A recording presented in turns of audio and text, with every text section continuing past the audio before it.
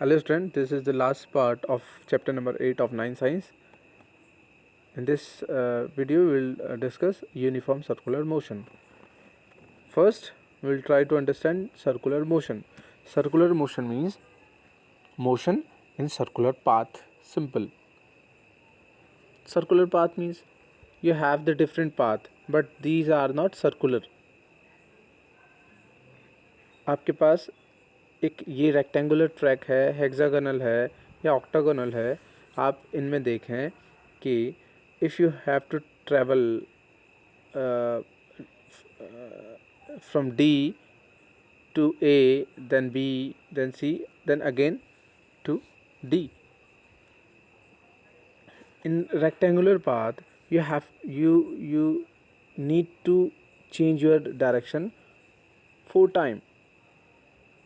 When you will means if you are in rectangular track, then 1 2 3 4 times you have to change your direction. And if you are in hexagonal track, then you have to change your direction 6 times.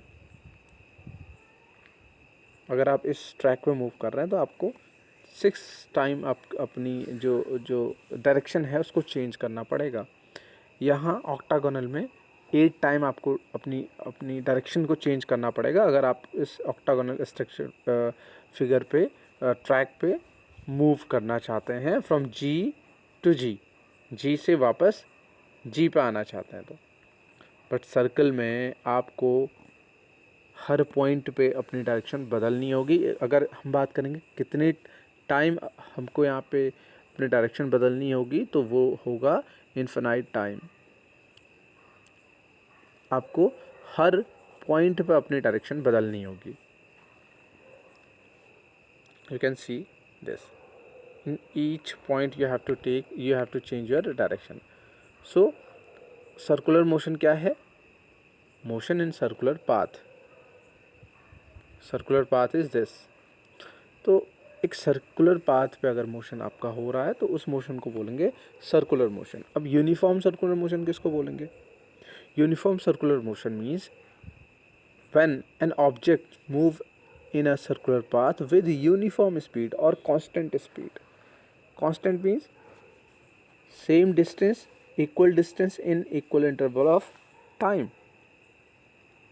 ऐसी speed से आप चल रहे हैं तो इस type के circular motion को बोलेंगे यूनिफॉर्म सर्कुलर मोशन.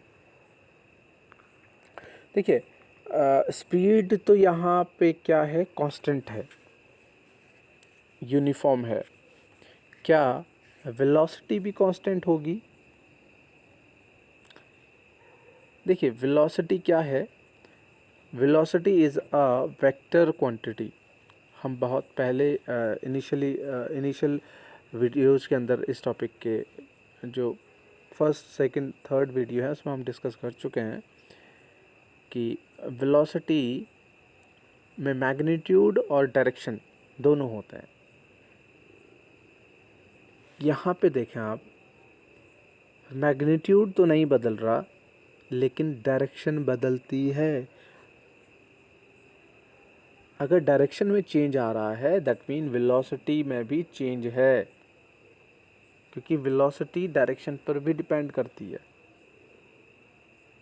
तो वेलोसिटी यहाँ पे चेंज हो रही है. अगर वेलोसिटी चेंज हो रही है, चेंज इन वेलोसिटी एक्सेलरेशन होता है, तो इस मोशन को एक्सेलरेटेड मोशन भी बोलेंगे, क्योंकि ये मोशन एक्सेलरेटेड है क्योंकि यहाँ वेलोसिटी में चेंज है. Hope you are understanding. अब इस मोशन को आप समझ सकते हैं ऐसे. एक थ्रेड ले सकते हैं, उस पर एक स्टोन आपने बांध लिया और उसको घुमाया. आप देखेंगे किसी भी पॉइंट पर आप उसको छोड़ें, हर बार एक नई डायरेक्शन की तरफ वो थ्रेड वो स्टोन मूव करेगा. इसका मतलब वो हर पोजीशन पे हर पॉइंट पे अपनी डायरेक्शन को बदल रहा है. एग्जाम्पल आप समझ सकते हैं सर्कुलर मोशन के as planets revolving around the sun. This is circular motion. And moon revolving around the earth, or planets, natural satellites revolving around the earth, planets. So these are the example of circular motion. Hope you understood uniform circular motion.